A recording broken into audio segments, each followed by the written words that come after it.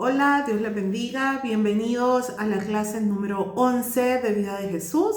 Ahora vamos a dar comienzo con un tema importante que es el inicio del ministerio de Jesús. Vamos a ir leyendo en su separata algunos detalles importantes que se mencionan acá. Luego vemos que ese ministerio de Jesús comenzó en Judea. Dice que el cuarto evangelio describe tres situaciones en el inicio del ministerio de Jesús. Uno era que sus contactos con los primeros discípulos fue en ese tiempo. La otra es que la primera vez que purificó el templo también fue ahí. Y la otra es la conversión que hubo con Nicodemo, que eso lo vemos en Juan 3, del 1 al 15. Esos detalles son importantes porque con esas tres situaciones se dio inicio al ministerio de Jesús. Luego dice Jesús no pasó a Galilea hasta después del encarcelamiento de Juan. En el camino ministró a la samaritana. Ustedes se recuerdan de eso. Eso lo vemos en Juan capítulo 4. Luego dice, los habitantes de Judea y especialmente de Jerusalén menospreciaban a los galileos. Consideraban ordinaria hasta la manera de hablar de ellos y la región recibía el título de Galilea de los gentiles. En parte por la gran cantidad de personas de sangre mezclada que vivían ahí. Sin embargo, dice, Galilea les presentó a Jesús grandes oportunidades para proclamar las buenas nuevas. Las multitudes eran perspicaces, despiertas e inteligentes. Ahí también Jesús pudo reunir un grupo numeroso de seguidores antes de volver a ofrecerse en Jerusalén a la nación como el Mesías prometido. Si usted se da cuenta, Jesús buscó lugares estratégicos, ¿verdad? Donde él pudiera ir y darse a conocer. Él trató de que toda la gente supiera de que ahí estaba Jesús y de que Jesús podía hacer grandes milagros. Él trató de que en cada ciudad pudiera darse a conocer su vida, ¿verdad? Su ministerio, es lo que él estaba haciendo. Obviamente no en todos los lugares surgió de la misma manera. Dice, en el ministerio del Señor en Galilea, que es de donde nosotros estamos hablando, dice, se destacan tres características principales. Una es que su actividad consiste mayormente en la enseñanza pública. Es decir, hablaba ante todo aquel, ¿verdad?, que quisiera escuchar. Luego dice que se manifiesta en forma extraordinaria el poder del Espíritu Santo a través de sus milagros. Cosas que ellos no habían visto, ¿verdad? Grandes y poderosas sanaciones que hubieron en ese tiempo, fue parte de la carta de presentación de Jesús en ese tiempo. Y otro es de que Jesús es glorificado por todos. Es lo que le mencionaba. Quería que su nombre, el nombre de Jesús, fuera mencionado en todos lados y que la gente pudiera decir, sí, Jesús es el Mesías que nosotros estábamos esperando. Luego dice, por esto la noticia de lo que se está haciendo se esparce con rapidez en todas las direcciones. Eso lo vemos en Lucas 4, del 14 al 15. Porque estábamos hablando que nació un hombre, creció y de pronto, después de ser bautizado, él comenzó un gran ministerio. Y la gente se daba cuenta de quién era Jesús. Eso es lo que Jesús quería, que la gente supiera que él era el Mesías, que ellos tanto estaban esperando. Dice, los cuatro evangelios señalan que Jesús pasó más tiempo ministrando en Galilea que en cualquier otra parte de Palestina. Le tomó, como dicen, ¿verdad?, un amor especial a esa parte porque la gente de ahí lo escuchaba, la gente de ahí lo amaba, la gente de ese lugar recibía, ¿verdad?, con beneplácito cada una de las cosas que él hacía. Dice, ahí realizó sus grandes milagros e impartió la mayoría de sus sublimes enseñanzas. Ahí fue donde las grandes multitudes se agolparon para escucharlo. Ha de haber sido para Jesús algo de verdad que lo llenó de felicidad, saber que había gente que sí realmente quería escucharlo, que sí realmente quería estar cerca de él y que recibían a Jesús como lo que en realidad era. Luego dice James Stalker, en su libro La vida de Cristo, llama el año de la popularidad a la primera etapa de su ministerio en Galilea. Durante ese periodo, dice en el libro, su actividad era incesante y su fama resonaba a todo lo ancho del país. Luego disminuyó su popularidad, aumentó la oposición y finalmente sus enemigos lo llevaron a la cruz. ¿Qué significa eso? De que hubo como un punto, ¿verdad?, culminante, que fue el hecho de predicar en Galilea, donde ahí creo que Jesús se sentía como: yo sé que he venido para esto, ¿verdad? Para dar a conocer a mi Padre, para hacer milagros, para perdonar pecados, para sanar a cualquiera que lo necesitaba. Jesús sabía que era alguien importante y Galilea fue un centro muy importante para expandir la palabra de Dios. Luego dice: ¿por qué los sinópticos no mencionan el ministerio de Jesús en el sur? Porque Galilea, estamos hablando del mar de Galilea hacia arriba o a un lado y al otro, que estamos hablando de la parte norte de Israel. Dice, la respuesta, dice, tal vez se encuentra en el énfasis que los tres evangelistas dan al hecho de que Juan fue encarcelado y luego Jesús comenzó sus actividades en el norte. Parece que consideraron que este periodo en Judea se refiere más a los últimos meses de la carrera de Juan que al ministerio de Jesús.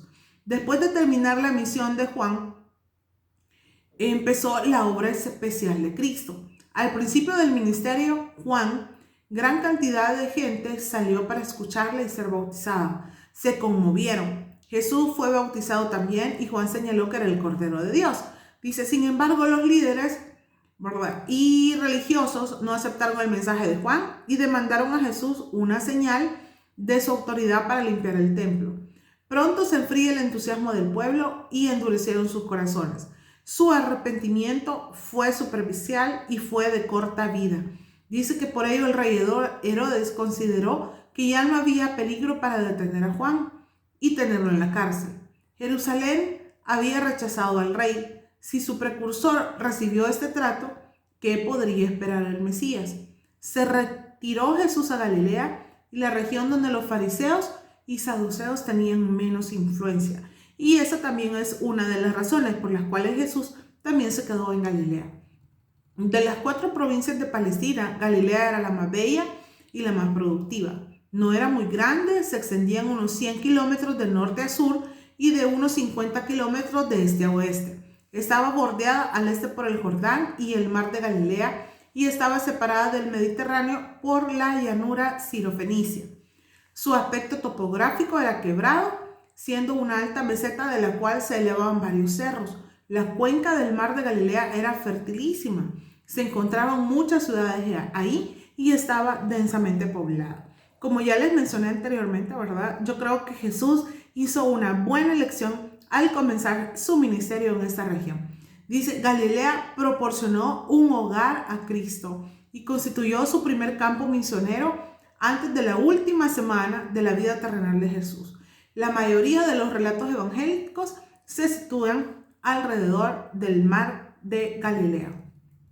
El periodo de gran popularidad.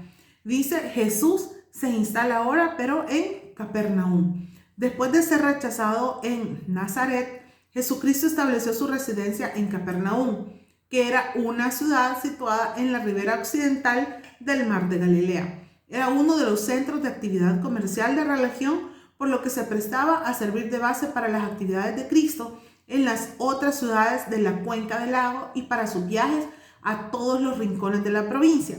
¿Qué significaba esto? Que Jesús necesitaba un lugar estable. Él sabía que su tiempo pronto se iba a terminar.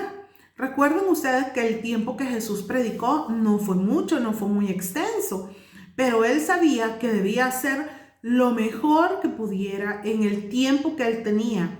Yo creo que algunos de nosotros, ¿verdad?, cuando nos dicen, mire, tenemos que ir a predicar a tal lugar, algunas personas lo hacen inmediatamente, algunas otras probablemente no lo hagamos inmediatamente, sino que es como, vaya, voy a ver, déjeme ver si tengo tiempo y voy a acompañarle. Pero Jesús buscó de verdad una estabilidad en un lugar, predicar y hablar acerca de lo que Dios podía hacer en la vida de las personas a través de grandes enseñanzas que nos ha dejado y que hasta ahora en día nosotros seguimos leyendo y aprendiendo cada vez.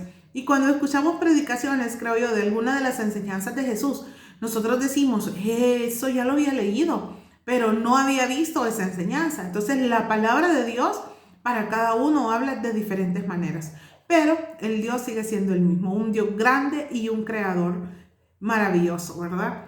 Y luego dice acá, en el ministerio realizado por Jesús, dentro de ese territorio, estamos hablando de Capernaum, dice, originalmente eso había pertenecido a las tribus de Zabulón y Neftalí.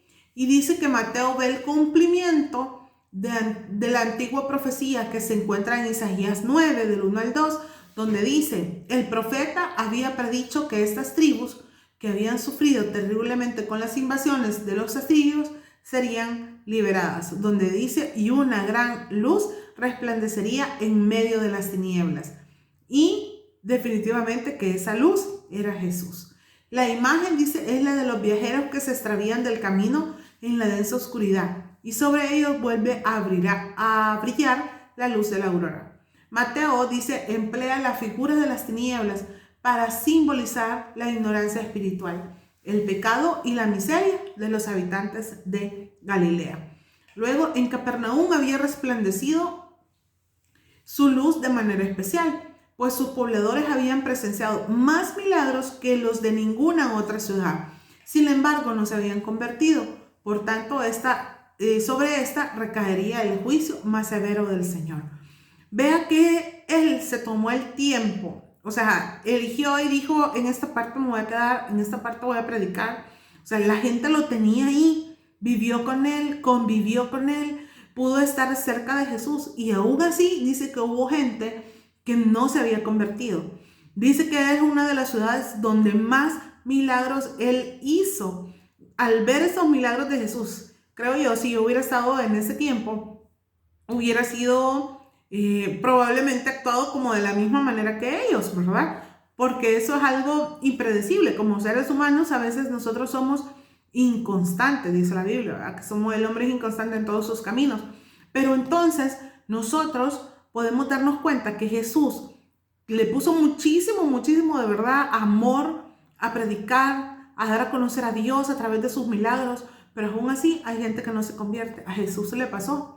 ¿Por qué no nos puede pasar eso a nosotros? Yo creo que a veces hay pastores, hay siervos de Dios que se sienten frustrados, probablemente deprimidos, decepcionados, porque cuando ellos predican la gente no viene y no reconoce a Jesús como el Señor de su vida.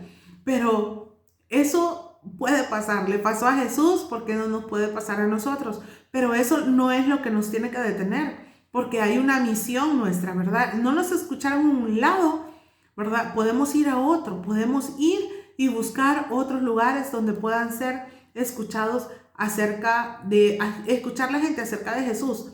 Y gracias a Dios porque tenemos esa oportunidad todavía nosotros como país, que podemos tener esa libertad de culto y hablar acerca de Jesús a todo aquel que lo necesite. Luego dice acá, en Capernaum, ¿verdad? Se convirtió en algo donde, además de que habían visto muchos milagros, también sobre esa ciudad recayó un gran juicio, porque en realidad sí habían sido testigos de grandes milagros. Dice, desde entonces, dice, comenzó Jesús a predicar.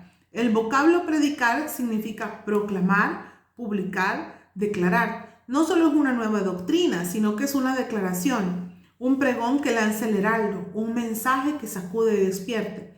Predicar es un mensaje presentado de parte de Dios que ha de ser transmitido sin falta y tiene su hora establecida. Ahora, el mensaje de Jesús era el mismo que había predicado Juan. ¿Y cuál era ese mensaje? Los hombres debían recordar su conducta, enmendar su vida y volver a Dios, pues el reino de los cielos se había acercado en la persona del Rey. Es decir, enmendar, recordar, ¿verdad?, su conducta, enmendar su vida y volverse a Dios. Eso era lo que quería Jesús que hicieran. Eso fue lo que también predicó Juan el Bautista. Luego nos vamos a un tema muy importante donde dice que Jesús llama a sus primeros discípulos. Jesús estaba consciente de que la permanencia de su obra dependía de que preparara obreros espirituales capaces de continuar lo que él había comenzado. La conservación de los resultados y el crecimiento del cristianismo dependen siempre de que se consigan hombres preparados para llevarlo adelante. Por tanto, llamó primeramente a 4 pescadores para que lo siguieran y aprendieran de él. Esta parte es muy bonita porque Jesús anda en busca de, Él es el que nos ha encontrado a nosotros. No es que nosotros hayamos encontrado a Jesús, sino que Jesús andaba buscándonos a nosotros. Jesús busca todos los medios posibles para llamar nuestra atención, para que nosotros podamos volver nuestra mirada hacia Él. De la misma manera, nosotros tenemos que hacerlo para que otras personas puedan acercarse a Jesús. Él buscó personas que le iban a ayudar en su ministerio. Nosotros de igual manera podemos hacerlo. Podemos pedirle a otras personas que puedan ayudarnos a llevar el evangelio a otras personas. Y eso es como una cadenita, donde viene alguien, aprende de Jesús y esa persona tiene que traer a otra persona a Jesús. Porque de eso se trata, que nosotros podemos llevar las buenas nuevas a todos los que están a nuestro alrededor. Y como dice acá la última frase, donde se podía hacer para que Jesús, ¿verdad? Diera a conocer el reino de Dios. Lo mismo nosotros hacemos, ¿verdad? Dar a conocer el reino de Dios. Dice que para él era importante, ¿verdad? Conseguir personas que pudieran ayudarle. Dice, el escenario de este llamamiento fue a la orilla del lago Genesaret, es decir, en el mar de Galilea. Esta extensión de agua tiene 21 kilómetros de largo por unos 13 de ancho, ya sea 208 metros bajo el nivel del mar, y por ello tiene un clima casi tropical. En las riberas occidental y septentrional que situaban las ciudades donde Jesús ministraba. La parte oriental estaba casi deshabitada y ahí solía retirarse para descansar. Los 4 pescadores eran 2 parejas de hermanos las que él había llamado y 3 de ellos, veamos, Andrés, Simón Pedro y Juan, ya se habían convertido en discípulos de Jesús en Betania. Eso lo vemos en Juan 1 del 35 al 42, pero no habían abandonado totalmente su próspero negocio de pesca. En el pasado, dice, habían seguido a Jesús de vez en cuando, retomando siempre sus quehaceres. Ahora el Señor les exigía una consagración íntegra, ahora y permanente para seguirle. El milagro de la gran pesca hace comprender a Pedro que Jesús ejerce dominio sobre la naturaleza. Yo creo que eso fue un momento de verdad sumamente hermoso para los pescadores, saber de que Jesús hizo que aparecieran peces donde no había. Dice acá, es la manifestación del poder divino y la gloria de su maestro. Esta comprensión sobrecoge a Pedro, dándole la conciencia de su indignidad y pecaminosidad. Los 4 pescadores dejaron su trabajo para seguir a Cristo y prepararse para ser pescadores de hombres. Solo Lucas tuvo a bien resaltar la historia acerca de la pesca milagrosa, que tan admirablemente sirvió para destacar el hecho importante del llamamiento que Cristo les hizo. Luego dice, de este episodio podemos observar algunos principios espirituales en cuanto al llamamiento y los milagros. Uno de esos principios es que el llamamiento de Cristo se relaciona con la enseñanza de la palabra de Dios. Dice, Cristo les había enseñado antes de invitar a los pescadores a seguirle constantemente como sus discípulos. Solo los que reciben la palabra oyen el llamamiento divino. Yo creo que todos acá sabemos que tenemos un llamamiento de parte de Dios. Él nos ha llamado a ser adoradores. Él nos ha llamado a ser sus portavoces, ¿verdad? Él nos ha llamado a ir por todo el mundo y predicar su palabra. Él nos ha llamado a que nosotros hagamos su voluntad acá en esta tierra. ¿Y cómo lo vamos a hacer? Siempre de la mano de Dios y con la ayuda del Espíritu Santo. Entonces, este llamamiento obviamente sí se relaciona muchísimo con la enseñanza que Jesús estaba dando en la palabra. Jesús pide prestadas las cosas pequeñas antes de exigir una consagración total. Esa parte me encanta porque dice de que Él pide prestadas cosas pequeñas para exigir una consagración total. Significa que Dios siempre va a querer que nosotros abandonemos el pecado, ¿verdad? Pero Él nos va a dar algo mejor. Muchas veces nosotros como seres humanos nos acomodamos al pecado y decimos que estamos bien, que no le hacemos mal a nadie, y mientras pecamos de manera silenciosa o de manera que no se note, no hay ningún problema. Pero Él quiere una consagración total de nuestras vidas. Pero nosotros también tenemos que saber que poco a poco nosotros podemos ir a acercarnos a Dios y saber de que Él es el que nos va a levantar y quién es el que nos va a sostener en medio de esa situación. Cuando nosotros sabemos que hay una tentación, podemos acudir a Jesús. Tenemos un problema, podemos acudir a Jesús. También tenemos que saber que nuestra consagración nos va a ayudar a depender más y más de Dios. Dice acá, otra de los principios, dice, una actitud de fe y obediencia es la mejor preparación para realizar milagros. Definitivamente que eso es como algo tan real, porque dice, Pedro le podría haber dicho, mira, tú eres carpintero y no pescador, por eso ignora que no es hora de pescar. Sin embargo, dice, solo le dijo, hemos trabajado toda la noche y nada hemos pescado, mas en tu palabra echaré la red. Pedro tuvo una actitud de fe y obediencia, una actitud que Dios exige de cada uno de nosotros. ¿Por qué? Porque le digo exigir porque es como que Dios quiere lo mejor para nosotros y nos dice, yo quiero que tengan fe y que sean obedientes y entonces van a haber grandes milagros. Y de eso se trata, que nosotros podamos tener fe y seamos obedientes para ver grandes milagros en nuestras vidas. Dice otro de los principios, dice, el milagro que tiene lugar es una lección objetiva. La pesca milagrosa, ¿verdad?, que se realizó en ese momento, dice que simbolizaba el éxito espiritual que tendrían los discípulos. La promesa acompaña siempre al mandato.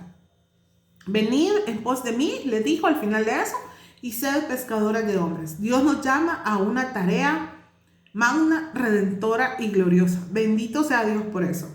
Jesús también encontró a Felipe, quien más tarde trajo a su hermano Natanael. En conclusión, esos tres pares de hermanos, Andrés y Simón, Juan y Jacobo, Felipe y Natanael, formaron el primer grupo de personas que llegaron a ser discípulos o seguidores de Jesús.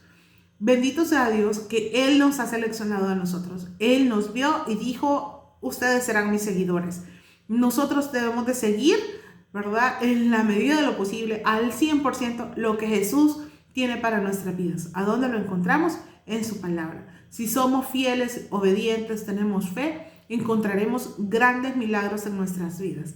Gracias por llegar hasta acá. Que Dios les bendiga. Nos vemos en la siguiente clase.